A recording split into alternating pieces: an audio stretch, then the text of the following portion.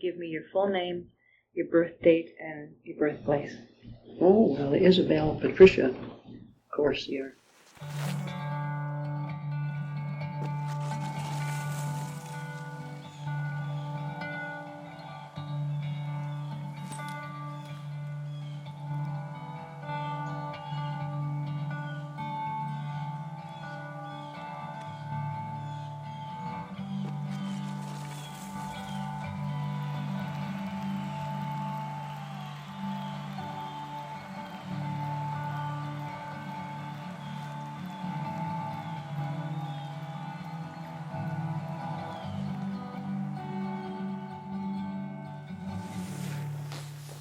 I was always in the out of doors sliding on something, either on my seat or a pan or a shovel, or a piece of linoleum. And then Bob Blackmore made my first pair of skis. He was a trapper, a boatman. He used to come in and have a supper with us in the evening. And so this was his contribution, bringing along the skis. But I couldn't get started skiing till he brought them. So I could roughly say when I was 8, and that would be around 1914. I had to stop and think. 8 when it started and 12 when it finished. So that would make it 1914. Where did you ski when you started? Anywhere around any of the hills. You could go wherever you liked down there. On the old bank of the Columbia River. I understand you're the first world champion women's ski jumper. I don't know whether I was the first one. I have no proof. I don't know.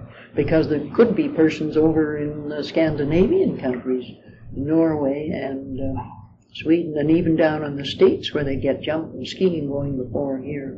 I don't know. I know they claimed that. I know I'm the only one that ever, the first one to get over the Côte de Nez ski jump. And that was the picture that I gave them there. Because they told me I was the first woman they allowed to go over it. And they knew I'd been doing all kinds of jumping here. And they had a smaller jump there for practice. I practiced on it to get used to it. Well, then after I finally decided I was ready for the big one, and just after I'd come down and held the hill all the way, and the committee that was there came over and shook hands and said, "You're the first woman we've allowed over the jump." We used to slide down, no jumping, but slide down from the foot of the Olympic, the hill here, and that you got up quite a speed. Well, that was just a straight slide, keeping your feet together and for style. They sometimes down at the White Rock jump, the same thing. You could start under the jump where it was flat, but none of them just wanted to take to any jumping. I did, and that was that. None of Nels Nelson's sisters, I never saw them go over any size jump. So they would be more cross-country skiing. Anyway, they had to cross country. They lived on the other side of the river, and to get into town, unless you came by horse and sleigh, they'd have to come in from doing cross country, and you certainly couldn't get up to practice there without going up on your skis, with or without poles. So you'd have to, do zigzag up to get there. There was no getting in on a horse or in a sleigh to get there. You were fully warmed up, thoroughly warmed up. And I think that's why we didn't have any accidents. I never had any accidents. It was a constant stream of, you didn't wait and get cold.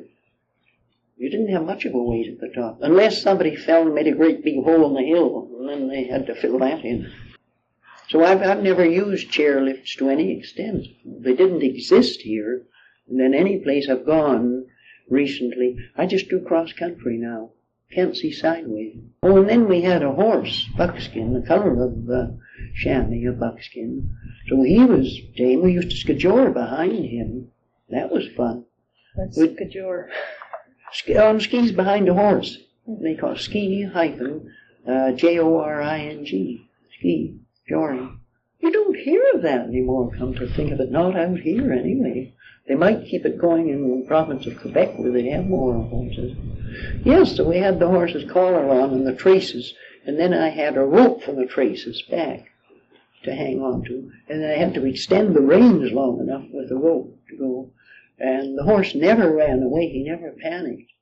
And I know if you didn't watch and keep the traces firm, he'd stop and take a look back to see who he'd lost. And I had to watch, but the points of the skis didn't run into him when he was waiting standing. He had to be ready to slide off to the side if something happened.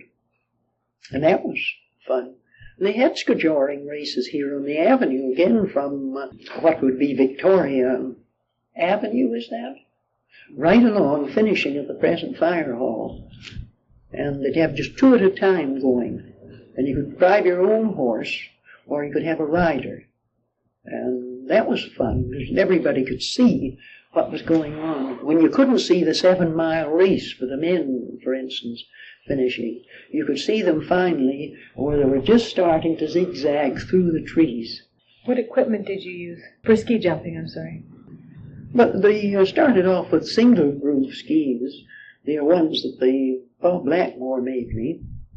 And then later on, bought my first pair of jumpers from Frank Wells, who had his shop down in Lower Town, as we called it.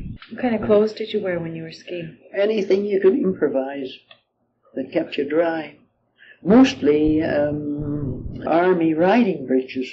They had the sell-off things, so you just brought men's pants and you could wear those, or bloomers or anything you happened to have.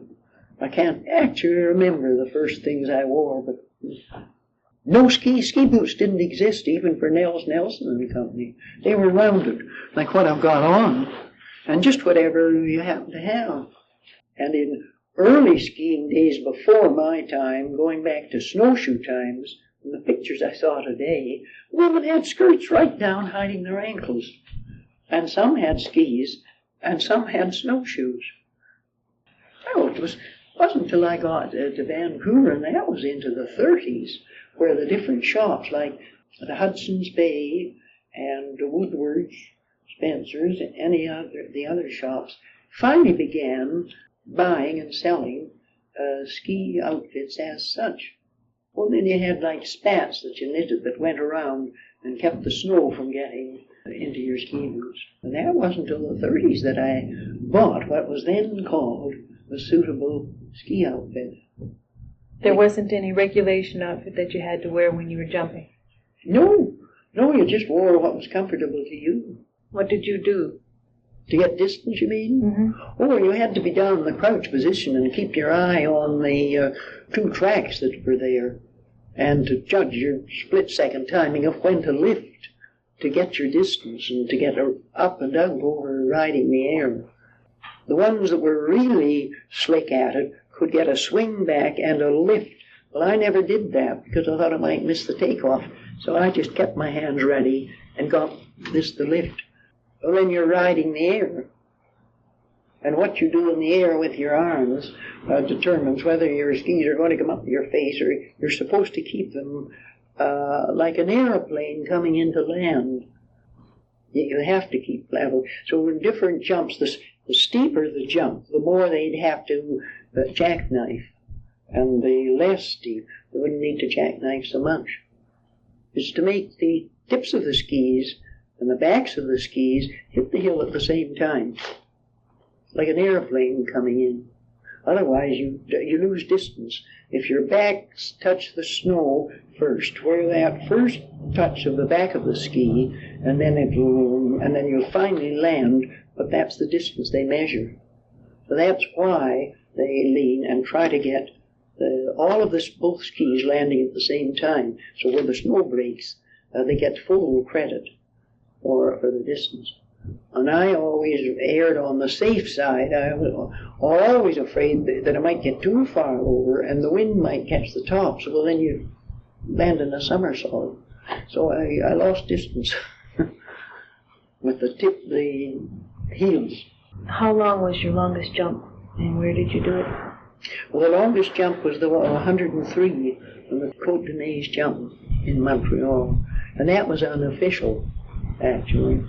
Meaning it wasn't in a tournament or any competition or anything. It's just that they were measuring the different McGill jumpers, the men who were there. And they'd be in tournament and competition. And so I'd be using the hill at the same time when it suited them to have their jumpers, and then I'd come in and do my jump, and then they measured. Any other outdoor activities that you do besides skiing? Oh, I do curling, of course, and then skating. And when I was back taking my PT training in Montreal, one of the service clubs wanted 5 minutes of women's playing hockey. So they came to the physical ed department, and so 7 of us played 7 of us against each other. So I can say I played on the Montreal Forum for 5 minutes once. And then swim? Oh, yes, I have my Royal Life-Saving Award of Merit. Learned swimming here in the old YM, the little 2x4 pool they had, and then learned distance out at Williamson's Lake. And then back, when I took my PT training, that's when we had a chance to take our bronze medallion and our silver award of merit. And then I did go down to the States later on, 1931, and took my American life-saving. So I can save anybody from the Commonwealth or anybody from the States. I did earn for the 85 kilometers, the gold medal, and it's the Canadian Ski Club. I got that here in 72, in the December, January, February. I did the number of kilometers. And that's what Sorensen said to me, that he thought I was the first woman of my age to earn, you don't win it, to earn the gold medal. Because they had the gold, the silver, and the bronze. And if I'd been younger, I'd have had to take my bronze first, and then another winter take the silver, and the third winter. But he said I could go straight for the gold. So I have it. You didn't have to pay a nickel or 10 cents or $1 or anything else, no ski toes. And you made your own jumps out of your, just piling the snow with your hands. And we ran our own tournaments. Remember Sam Needham Sr., speaking to him about that'll be in 72, and we were reminiscing. And he remembered when some of the youngsters had asked him, would he come over and help judge and measure, because the ones who weren't jumping were running a little tournament on our own, and those who wanted to jump fine. So it was sort of just among the kids. And that jump was directly down from the courthouse. And I've forgotten the distances we could get on it, but say around 15 to 20 feet maybe, and then right down onto the flat. That's now all plowed out with the plow, and you couldn't. If you came down the hill with any rate of speed, you'd take off where the snow's piled high and land plunk on the hard surface road. So there's just no place. One place where Martin lives, Martin Upper, down there near Bob's. And I went to see what the kids were doing, and they were sliding on rubber tires and having a good time. But no skis there. As far as I can make out, if you're going to ski, you've got to get somebody to take you out the 3 miles, and then you've got to use the rope tows. That costs money. It didn't cost us anything, except getting the skis. And you could go out and just slide in your seat, or a tin pan, or a piece of linoleum. So anybody who liked the out of doors, or next to nothing, could get out and amuse yourself. And the last time I jumped here was 1929, and that was the first time I was up on the big hill, but not over the Olympic size. There was the bee jump there then. That was the first time in my life I ever got going over it. And that was exciting enough. That was 1929.